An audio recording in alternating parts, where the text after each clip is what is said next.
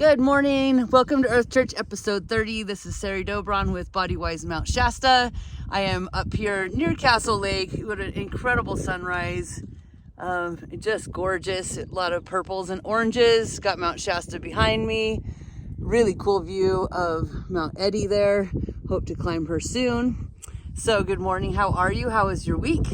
So this week was very intensely about discipline. And I want to share today with you some things that have come in to share in Earth Church.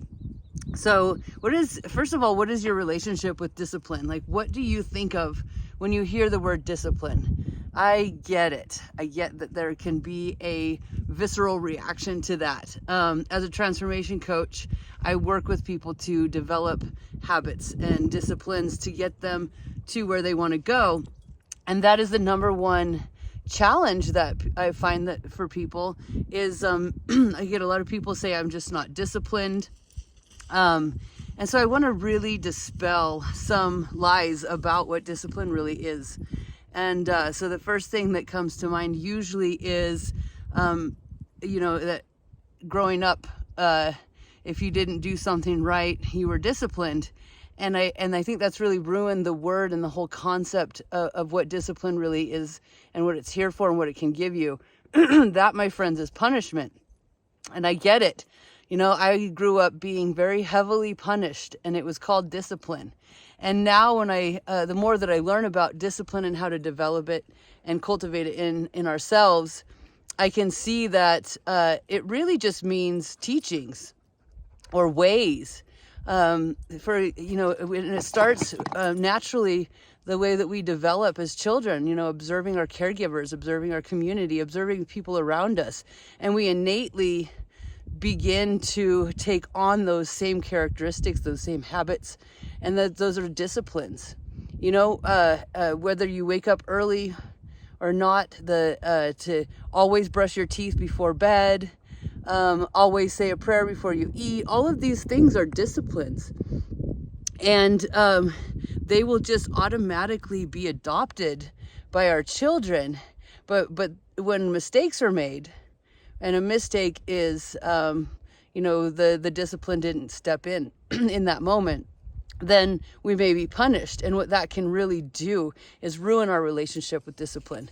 That's unfortunate. So I would say that the majority of the work that I do around discipline with my clients is healing a wounded inner child, or finding and healing whatever it is that gives that reaction.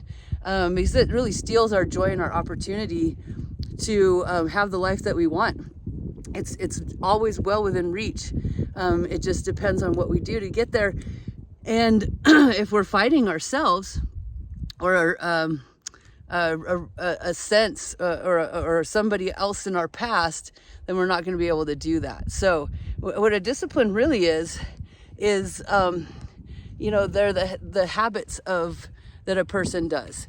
And the reason that we learn this way as children is, and why it works to follow this as adults, is when we see someone that has the characteristics that we want, and we want to follow them, or we want to be like them, then examine what their habits are. What are they disciplined in? And follow those. When I was in my body work and coaching programs at the Strozzi Institute, we were instructed to learn the disciplines of centering practice, mindfulness and meditation practice, and the 31 Jokata, or the 31 moves with a staff. And I did centering 5 times a day that entire time for years. And 31 Jokata at least once a day, meditating at least once a day. And were there moments where I was like, I don't want to do this?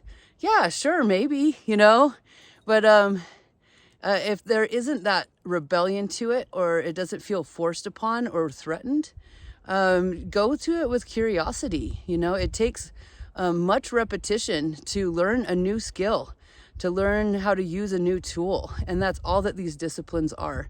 And I really love that in the martial arts, they're called disciplines.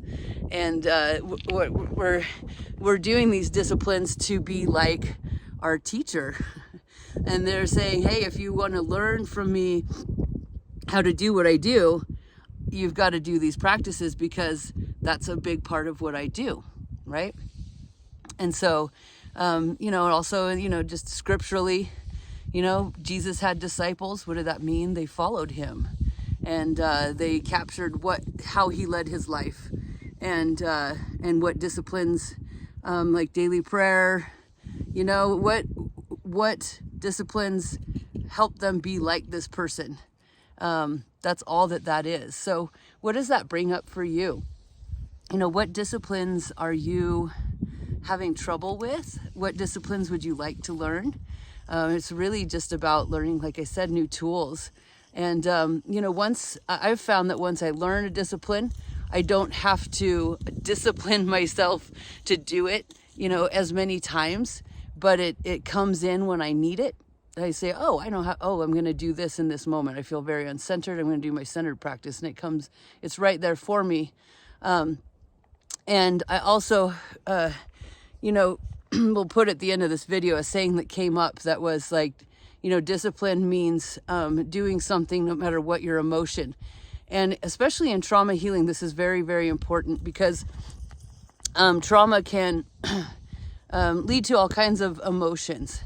And I've found that this is what helps me stay my course a lot, is to just keep to my disciplines no matter what. And so there may be days where I'm shaken or more vulnerable or uncertain or just working through grief, and I stick to my disciplines because I know that on the other side of that is the relief and the sensation that I'm looking for, and that is ultimately building me towards the life that I want to lead.